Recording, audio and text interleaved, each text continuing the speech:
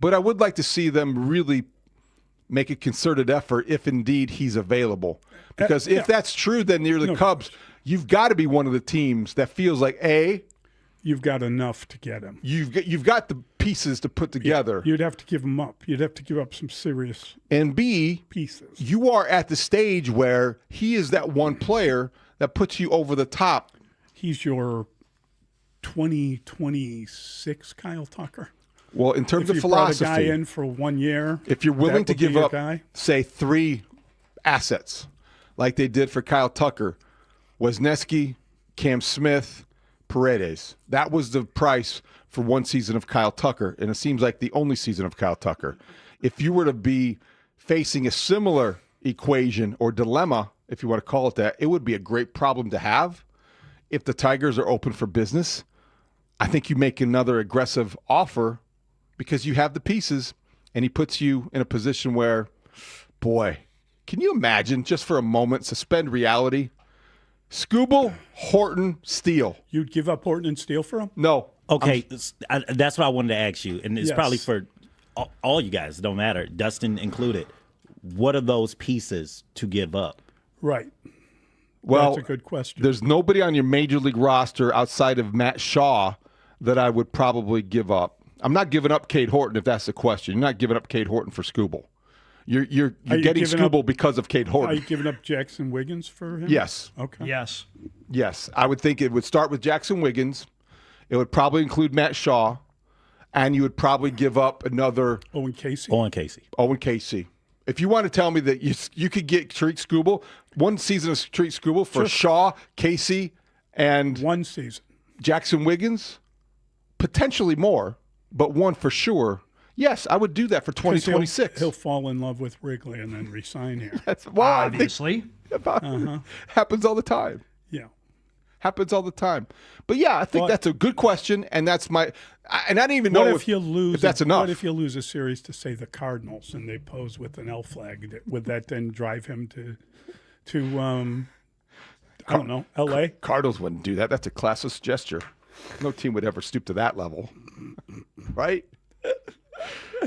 Well, he's going to be pursued by everybody if this is indeed true. I hate the idea of only signing him for 1 year. I get it. They don't want to give multi-year contracts out to anyone, especially given the various realities of potential baseball strike or owner walkout. I get what you're whatever. saying, but I think when you have gone through what the Cubs went through to get to the point where they experienced last season, you have every right to take a go for it now approach because they have done the hard part and the heavy lifting for the rebuild. They went through that post 2021 when the purge and the great trade and all of those things. Now you're in they win it now, go for it immediately mode. And if you are in that mode mentally as an organization, then you are putting together whatever package is necessary to get the Tarik Skubals when they become available. And I don't really... Yeah, but you should be getting people long term. And if you start talking about certain pitchers, I think Tarik Skubal fits the profile of a guy minimum 3 years. Sure. I'm being honest. Like, I just don't know. Honestly, 1 year of a guy is worth that many prospects. If you were rethinking the Kyle Tucker thing, you might not have done that. Paredes ended up as an all-star. You got a future all-star playing the outfield, and the other guy was injured. You don't know what he'll end up being. I respectfully disagree because I think that it was worth it in retrospect. Half a year? Well, you didn't know that he was going to be injured, but I think it was worth it to put yourself in that position that you felt like you were this sounds somewhat empty, but for the first 2 months, there was a special team, and he made a huge difference. I agree with you. And then he got hurt. So I think that's always the risk. But you're talking about, in Scubal, the exception to the rule. The rule is you don't want to give up that many prospects for a rental. Yeah. But the exception is a guy who's going to win the Cy Young if he's on the north side. Yeah, I'll give you that. I'll give you that Scubal might be the best pitcher in all of baseball. And I think that if we learned anything, if there was a takeaway out of the World Series, it's team with the best pitching wins. And I think he would make them significantly better. There's no shadow of a doubt.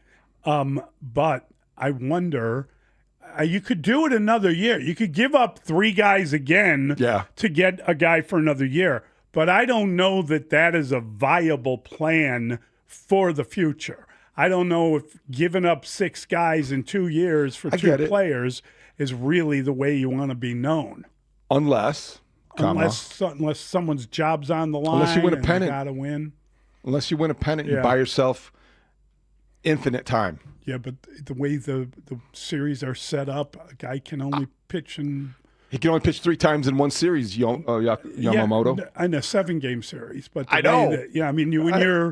When you're trying to decide whether you could bring Scubal back again. You're making sense, okay? You're being practical, okay? You're not talking me out of this one. Yet. No. You're on a spending spree. You're like a sailor on shore leave. You've been holding it back, and you're ready to go. This year it's pitching. You're so giddy, like it's. You are. You really the fantasy. You're like smiling, yeah. Am I giddy? I didn't realize that. You are so bubbly. It's because of the Hawk effect. I woke up and it's Connor Bedard goal and assist. Wow. Man, give me another cup of coffee. Okay. I'm all caffeined up. I'll take my first one.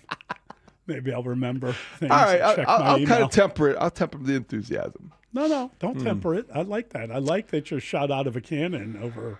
I mean, let me tell you something. It's a lot better to feel that way than to find out that, no, we're not spending any money. If we're not doing any multi-year contracts, we'll wait.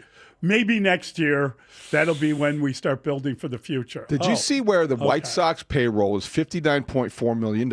Yeah. Projected. Mm-hmm. Projected payroll. And 35 of that is tied up in 2 players. Oh, I know.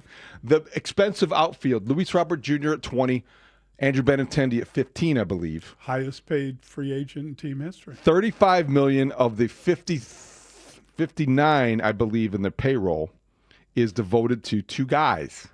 Yeah. And the rest of the roster is a lot of young rookies, minimal contracts. You don't even have like enough of the young rookies coming up. You really have one guy who should be able to come up this year, and that's probably about it. You brought everyone up. It's not like you're sitting on another stockpile of players. So you're just not going to be signing any free agents. I don't know that they will be. I think that they should. No multi-year deals. Yeah, they're not going to. They'd be willing to give maybe a $5 million. Hearing from Chris Getz, and we'll talk about that during the Pick Six, it sounds as if they are going to sit this offseason out. Yes, it does. We're getting a text and some pushback. Haugh, I don't understand your thinking on Tucker. He's special when he's healthy, but when he gets injured, they're not? Do you assume that he will be injured the rest of his career? Is that why you don't want to re-sign him? A young talent makes everyone better, should deserve a large contract. I'm not disputing that necessarily. I just don't think that he's going to be in the Cubs ballpark, and I don't know that I would spend $400 million on Kyle Tucker given the season he had with the Cubs. Well, they're not going to do it. They're would trying you? to be. Would you advise them or advocate Kyle Tucker with the Cubs for $400 million? I'd like to see what their plan is. I'd like to know how they're going to spend that money, if not on him. Where are you spending that money? If you're going to Cody Bellinger up the money, in other words, pay yourself, then no, I don't like the idea. Well, if they were going to squirrel it away in the Tarik Skubal fund, I'd be okay with it. Yeah. See, I think that Tarik Skubal fund may be only in your own imagination. I don't think it's my imagination, Mully. Because no, they could probably. But David, they're talking about a 1-year deal. Is anyone willing to pay him because of the baseball stoppage stuff? I'd be willing to pay him.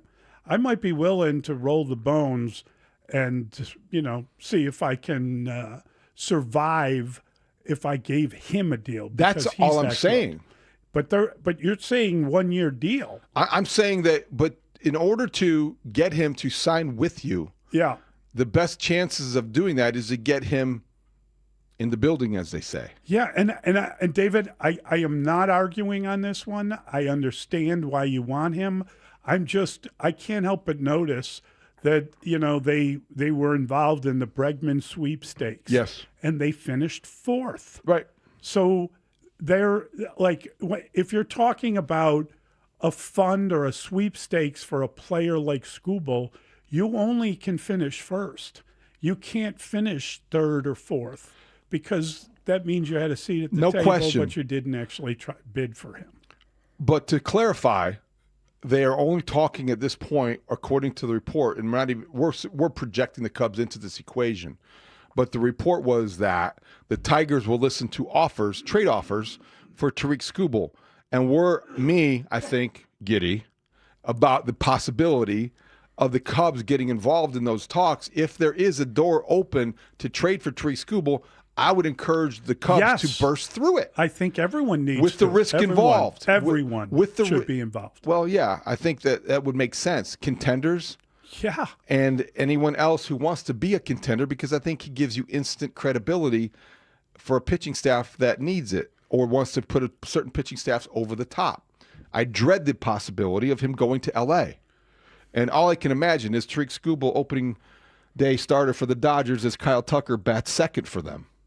And unfortunately, because of this labor uncertainty, like that could happen because players also might be thinking there might not be a 2027 base. So that's right. That's 1 year off of my resume, off of my availability. If I'm going to win a World Series, you would hope that everybody's in this thing not only to make a lot of money, but to also win a World Series title. That's the goal. Right? Because that only helps. If you're if you're Hall of Fame on the edge, that is a great exclamation point for David to vote you in if you have a World Series ring on your finger. In all seriousness, Dave, that was in all seriousness. But Dustino, I would say if I am the Dodgers, for instance, and I'm looking at this and I'm saying, okay, how do I sell to this guy?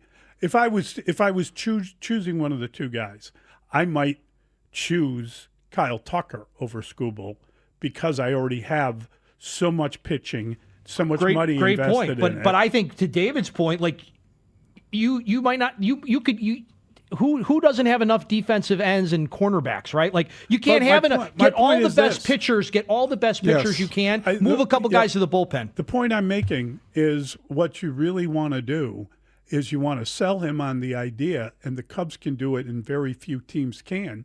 Come here. Our defense will aid you in the way you're going to win multiple Cy Youngs. We have 5 Gold Glove caliber defenders behind you. 6 people that were up for the award, and 3 of them won it. And we are great pitch. A better defensive team than anywhere else Wrigley in the league. Field, great place to play, great defense behind you. We are a contender. Yes. Now, if I'm the Dodgers, I would say to him, hey, we have the best team put together in baseball. We've won 2 in a row. You can win the 3rd. Yeah, you don't even have to make that argument with the Dodgers. It speaks for itself. We're covering you in every way. You need anything, we'll bring it in for you. Certainly. We've got nothing but money. Certainly. We've got the best hitters and pitchers around you, etc. All the texters talking about the delusion of this idea, fine. But it's a conversation starter if he's available, and the reports from a credible source are he will be available, at least for conversation. So that leads to speculation. Now we're missing He should be the highest paid pitcher in baseball. Yes, he should be. And next year, would you rather spend $22 million of your dollars on Tarik Skubal or Shota Imagn? Well, I think right, because that's what if Shota's back, it's for $22 million. If you replace Shota with Scubal, now we're talking. I know there's a lot of bodies that are going to go the other way. You're talking $40 million. You're talking for 1 year. You got to be willing to pay But he's under contract for 1 more year and $22 million. Yeah. So I'm just saying. I'm sure he would like to make $40 million next year. But I would too. But next year he's making $22 million and change. Shota coming back to the Cubs would be at a price of $22 million. So just if they tried to sign, what you got to do with Shota, the decision they've made with Shota is basically you're telling him, go check free agency, come back to us. Maybe you'll think our 15, our 14, our $12 million is enough. Well, we'll see what happens with that. Yeah, but I don't think they have any intention of giving him the 22. Yeah, I think if they offered him the 22 million, as Bruce kind of told us, he'll take it. I believe that they're ready to move on from Shota Imagn. Yes, that's why you did what you did. There's a sentiment, and there's a emotional attachment. He's a great Cub, a great guy to have around. But if you're upgrading, if you have an opportunity to upgrade, Scubal isn't just an upgrade. No, it is like a massive. That's the only reason we're talking about it, Mully. He's a difference maker. He's one of the handful of players in Major League Baseball. And the other reason to the mix, your World Series contender. The other reason we're talking about it is they still have enough players to attract another team with a trade. They still have good enough players that could play anywhere. Mm-hmm. I mean, they got guys that are blocked that could be trade pieces. Well, they thought enough about Owen Casey, Jackson Wiggins at the trade deadline to hold on to them rather than go for it in 2025. Those two prospects specifically are ones that if you're going for it in 2026, is and this is a deal. Ballesteros a member of the Major League team? Would you not trade him if they were asked for him? I certainly would trade him if they asked for him. Yeah. I think that when you are talking about the possibility of acquiring somebody, as you described, as that kind of difference maker, you are open to anything and everything. You have to be. That's the reason we're talking about it this morning. But it may not be realistic, but it is something that you explore when the story's out there, and the story's out there. Yeah. Fun possibility. You know, Texter says no more one-year deals for our top prospects. Next year is an unusual asterisk when you're talking about the one-year deals because of what we discussed with the work stoppage looming.